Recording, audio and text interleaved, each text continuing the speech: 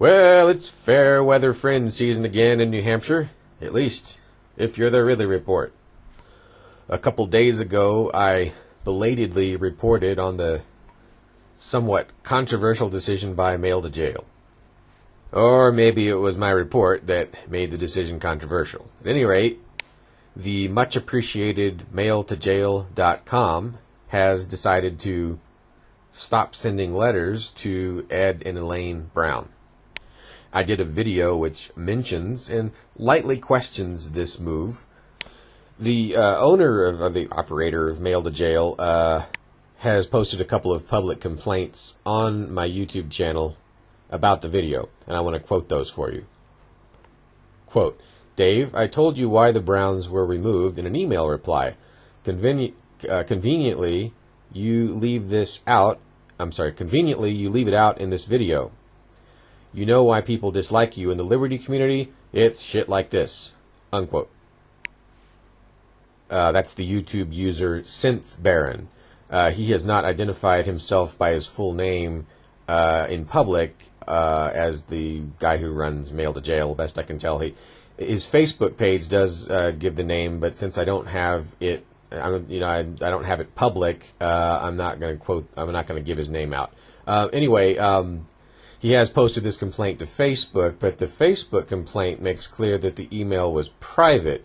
So I guess my concern is that if he sent me a private email, then I would get in trouble by quoting him, and I would also get in trouble, apparently I did get in trouble by not quoting him. So, I don't know, but at any rate, he did go ahead and post the full email on my YouTube channel, so I can quote it now without running the risk of, violation of trust or whatever. I'm often a little reluctant to quote someone's email to me because it's not public. And it could tend to discourage people from emailing me. But anyway, the email he sent me before I ran the video reads as follows. Quote, when I acquired Mail to Jail, I changed the mission statement to be about supporting nonviolent liberty activists in New Hampshire. Consequently, the Browns and the guy convicted of child molestation were removed. If you have an issue with me not providing support to people who were planning an armed conflict with the government or who plead guilty to sexual assault, you can start your own service. Unquote. Anyway, in the video that I did about this issue, I didn't quote the email. I sort of summarized it. But obviously the owner is accusing me of leaving that information out. It was summarized. It just wasn't fully quoted. And it was at the end of the video, so maybe he didn't watch to the end. But anyway, this controversy gives us a chance to talk about some important things. The first would be, I guess, to what extent should us liberty folk, or we liberty folk, go about criticizing one another? If someone's doing good activism, but you think they're maybe doing a little bit less good activism than they were doing the week before, is that a valid criticism? And it's kind of the type of criticism I have with Mail to Jail. I mean, the old organizer, Mike Barsky, was sort of, burned out and had to set the project aside. Someone comes in and takes it over, and that's a very appreciated thing. How much should we criticize them if they have to reduce the level of service, just to stay in service? It's kind of like when a company performs layoffs, is it really appropriate to get angry at them for only helping 800 people when last month they were helping 1,000 people, by providing them jobs? We're all going to look at this differently, but to me, the free flow of information is very important, and the ability to raise concerns politely is very important. And if you're slapped down for doing that, well, that's free speech too. But I'm not sure that raising concerns is ever a bad thing. If the concerns are lame, people will say so.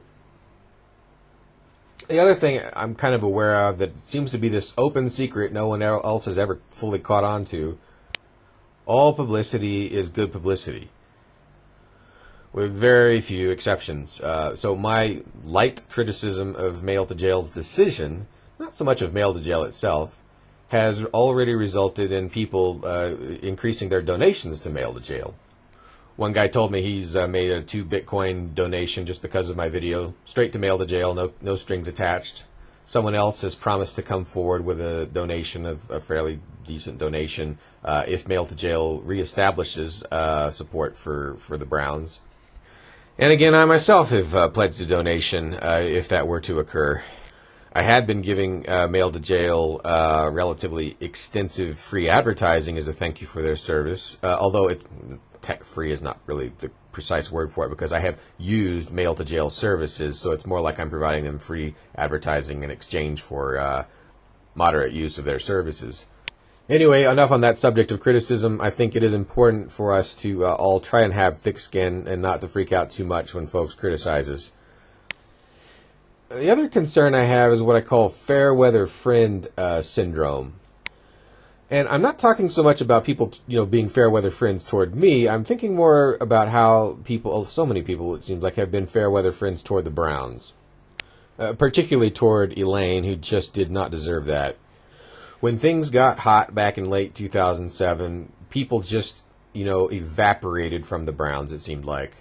This rewarded excessively bad federal behavior. Well, I guess you could also say it rewarded the feds for being a little bit selective and judicious in their use of force. And watching Facebook comments, folks who were really pretty much Brown supporters at the time and who'd been at the House or been to Brown demonstrations, well, they support cutting this lifeline. Now, cutting the lifeline to Tim Logsdon, who was, pleaded guilty to molesting his daughter. Now, that seems appropriate. But any moves to back away from the Browns or cut their lifeline, unless it's in response to something recent that they did which was wrong, it's going to be perceived as backing down, as a sort of abandonment. I'm not sure that's healthy. I mean, are we going to pretend like non-aggressive, mostly non-aggressive, violent rebels don't exist? Are we going to pretend like, I'm not saying that the Mail to Jail is doing this, but are we going to pretend like they don't deserve a certain level of support for their human rights? Another concern I have, I mean, it's not a huge concern, but I mean, I will criticize Free Keene on a regular basis, not necessarily the whole organization, but just certain acts that they've decided to participate in, or I'll even criticize Ian Freeman, and he's a paid advertiser on the Ridley Report, and he never gets upset about it. Or maybe he does, but I think he keeps things in perspective. I don't know, I think there's some thin skin coming out of Mail to Jail, and I think that there is sometimes a little bit too much of a rush to abandon people who aren't perfect. And the abandonment sometimes happens at the moment when they need you the most. I saw this happen in September 2007. Not necessarily, it wasn't Mail to Jail, but in 2007 when things got hot. Well, were people abandoning the Browns because they suddenly discovered certain nonviolent principles, or were they doing it out of fear? When people today who once supported the Browns now denounce them in some form or fashion, is that a result of finding new principles? Or is it more of a Shostakovich-style denunciation? A Stockholm Syndrome denunciation? I don't know, but I wonder. Shostakovich, by the way, was the Soviet composer who, although he had pro-freedom sympathies, he was successfully pressured into denouncing certain other composers. Anyway, I'm identifying as cool certain sunspots. I still appreciate the rest of what Mail to Jail does. They're right when they say you can start your own service that provides support for the Browns. These videos are an attempt at taking us a little bit further along that path. What I've done is to try and collect all the information about supporting the Brown supporters. Supporting is probably not the ideal word, but providing mail, which is a human right. If you go to RidleyReport.com/Legion, you'll find links that make it easier for you to write the Browns and their supporters, their jailed supporters. And to their credit, Mail to Jail has not yet deleted that link, which I requested. They put a link up on Mail to Jail a long time ago, which takes you to my list of Brown supporters and their jail addresses.